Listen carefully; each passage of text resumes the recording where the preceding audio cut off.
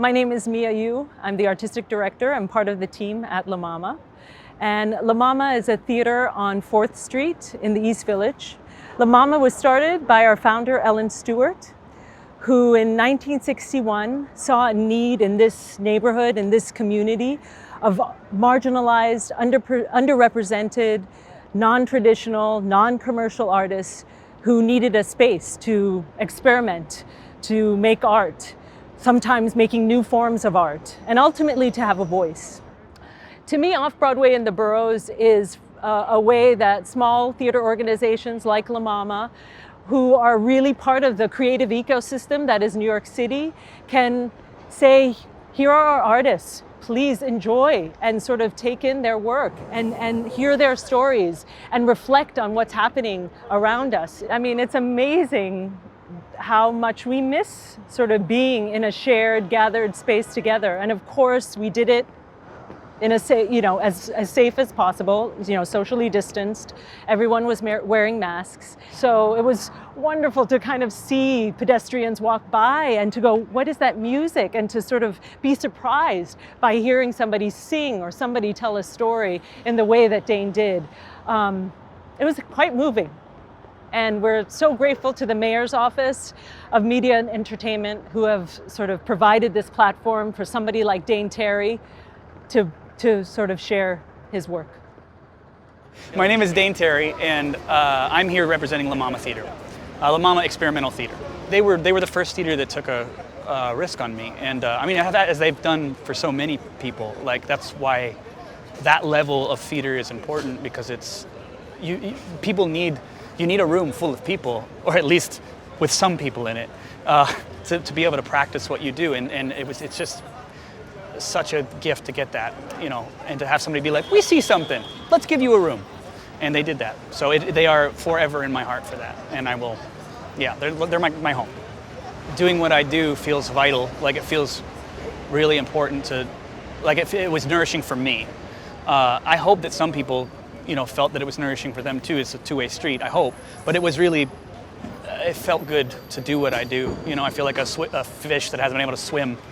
It also is a reminder, and I never had any doubt. Like the thing that we do, that's me telling you a story, you looking into my eyes and seeing part of yourself in that the heart of theater, that has been around for thousands of years, and so that's not going anywhere. We are La Mama, and we are part of Off-Broadway in the Boroughs.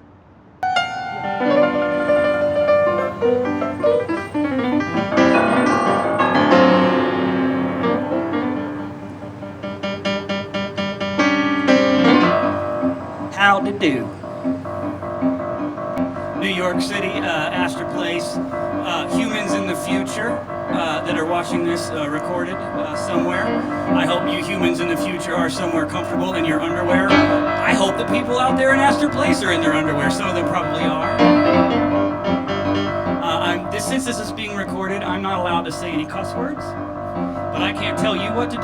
So if you're having a good time, scream out an expletive.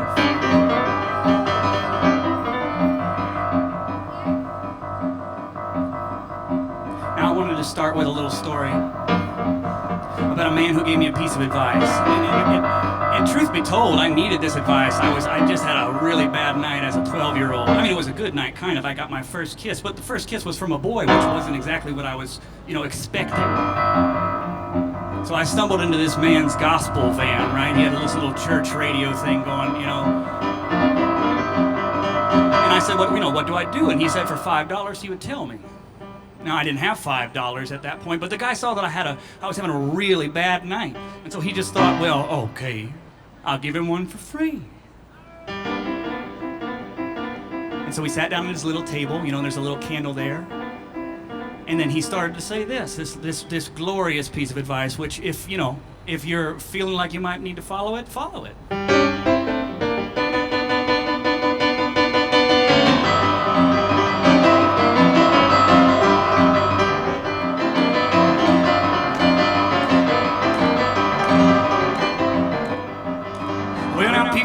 Problems and they always want to share. Like a bee in their bonnet, honey in their hair. They got a man that they don't want no more, and I say, oh, Oh, my friend, all you need is a door. We gotta get out when you're down. Put your finger on the map and pick a town. If you want, well, you can stay. If I was you, I'd run away, run away, I'd run away.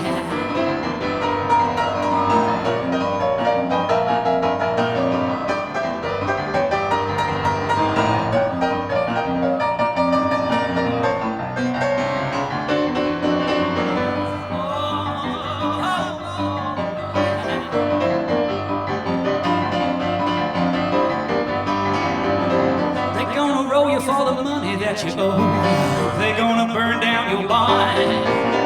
They come a knocking at your door. They always knock so hard. Just gotta get out when you're down. Put your finger on the globe, spin it round, round where it stops. You gotta go.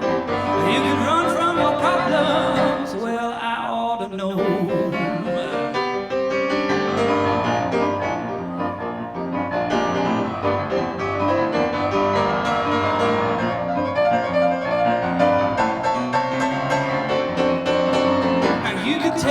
Train, or you could take a plane. You could take my advice, move your feet, now move them twice. And when they ask me which way to go, I do you a favor, tell them I don't know. One day you'll forget what you're running from, 'cause everything goes just as quick as it comes. We gotta get out when you're down. Put your finger on a map and pick a town. If you want, well, you could stay. If I was you, if I was you, if I was you. Well,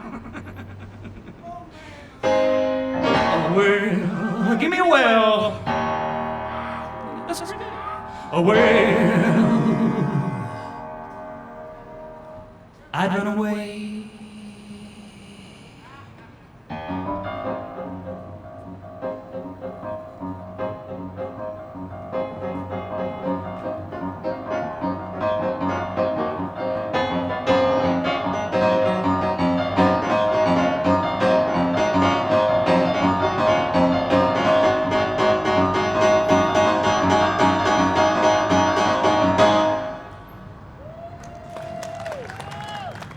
Thank you. Some people have stopped. Yes. I arrest you from your day.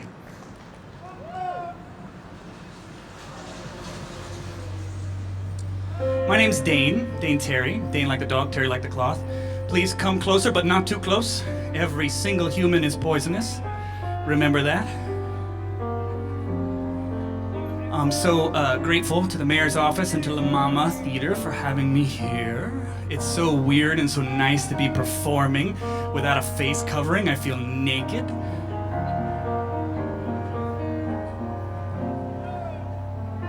So I want to do that bad night I was just talking about. Kind of came after my first, like I said, my first gay kiss. I had had a straight kiss before, but it wasn't actually nearly as good. There were no fireworks, and the girl's parents were watching, so it wasn't what it was that night when I was 12 years old in the swimming pool, of all places. But it was a night swim, which means that they left the pool open all night, or till 11. So it was dark, and the parents weren't in the water, right? Because parents stayed out of the water for the night swim where I'm from, and so it became this sort of like magic little kid world in the middle of the pool at night. And so it was like 10 p.m., right? And I saw this boy underneath these bright lights, and he's a boy I'd never seen before. And he had these orange swim trunks on, and the swim trunks were almost the wrong color orange, It was like a little too light orange, and it made me feel a little weird, like maybe it was a girl's color. But the way he moved, and I just couldn't keep my eyes off of him. So finally we got close enough, right? And I sort of kicked the water a little bit. And we looked at each other and connected eyes. And now, keep in mind, this is like a fantasy world that's going on here. So like the kids can be whatever they want. Everybody's being superheroes. There's no adults, right? So I should not have been surprised when I walked up to this boy and I was like, Hi, my name's Stain. and he said, my name's Volton, Destroyer of Stars.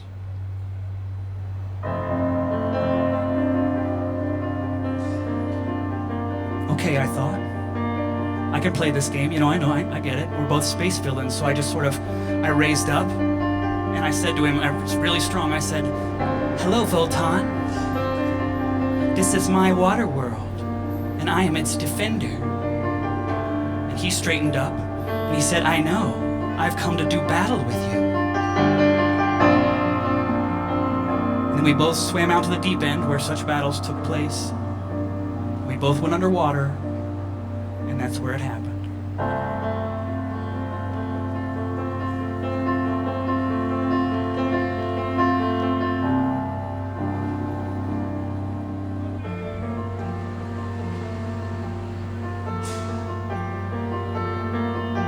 Now I won't know for sure till I see your cannonball, your pencil, the way that you run when you're not supposed to run.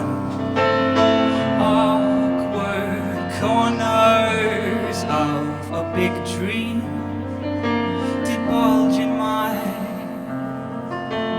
denim heart long before I knew your name. Full-time destroyer of stars, come at last to my water world. Your evil plan, your laser beam, it's no match at all. It's no match at all for my own dark mind.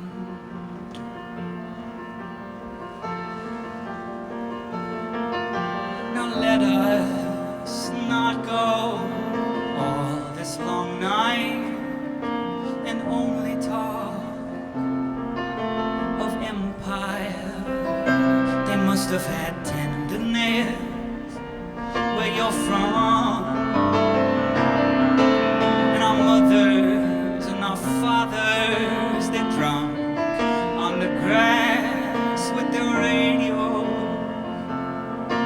and their dry clothes, and no one is watching now, and we're all alone, all alone.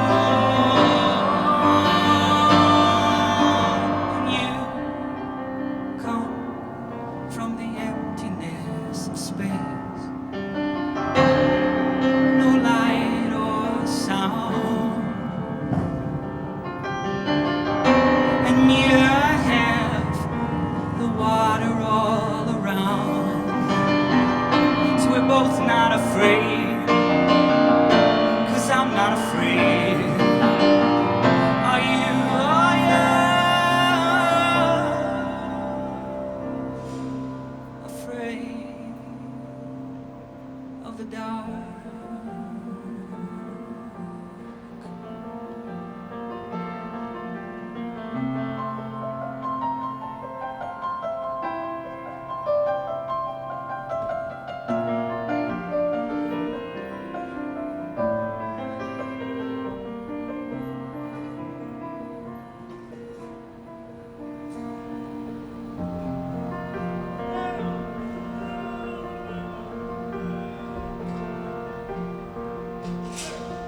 And the smell of chlorine, but the taste of the sea. For an hour now, they've been looking, calling our names.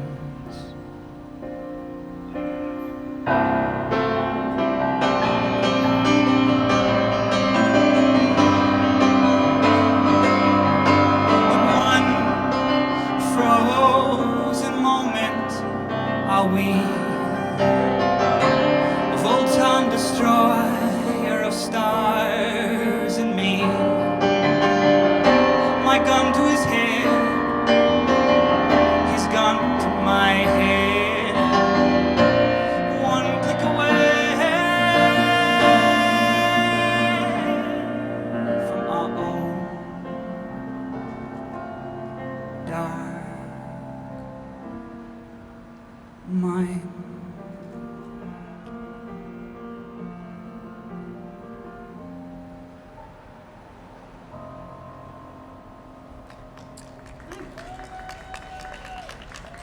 Thank you.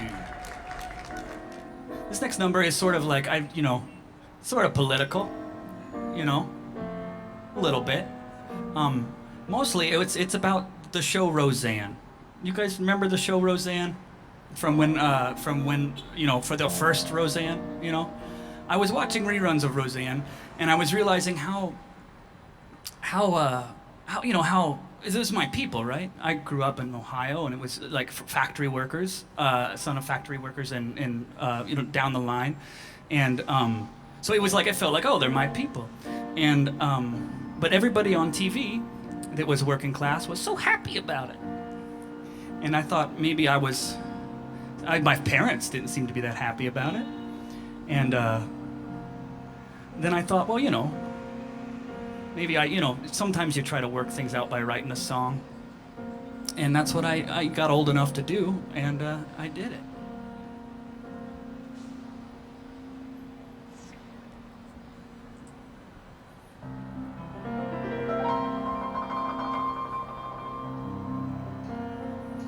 We are honest and true, friendly to children and animals,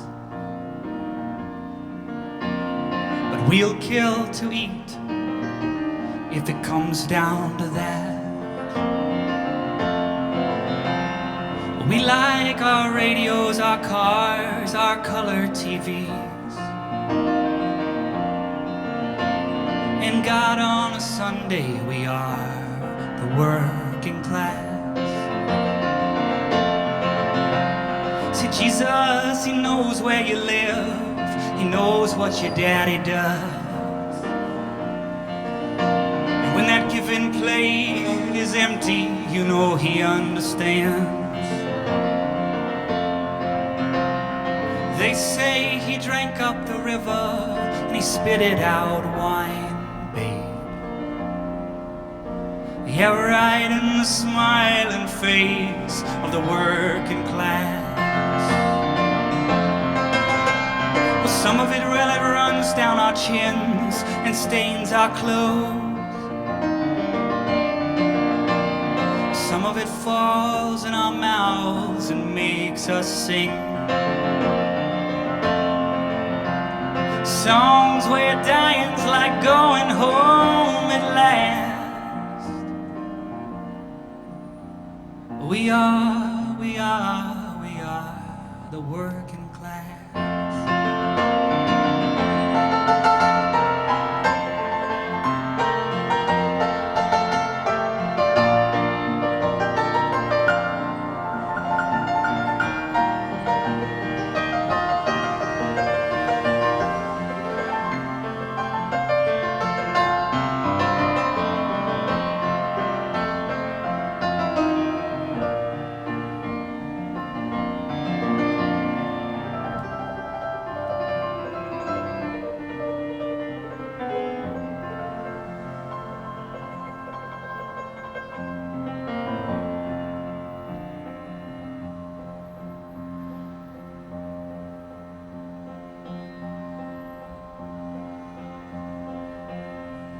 Well, I cut out the pages of a book in the shape of a handgun.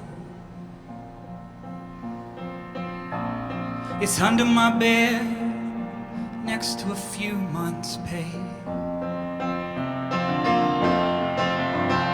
It's not enough to quit my job or buy a bigger house,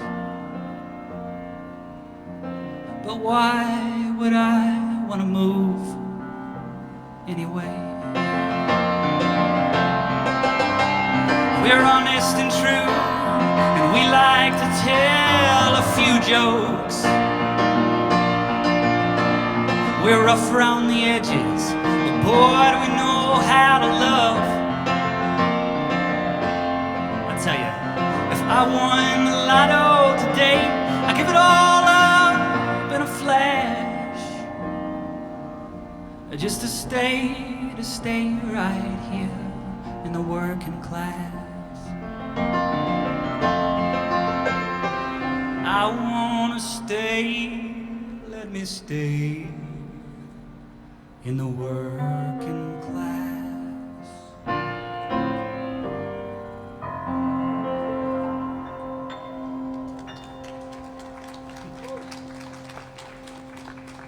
Thank you.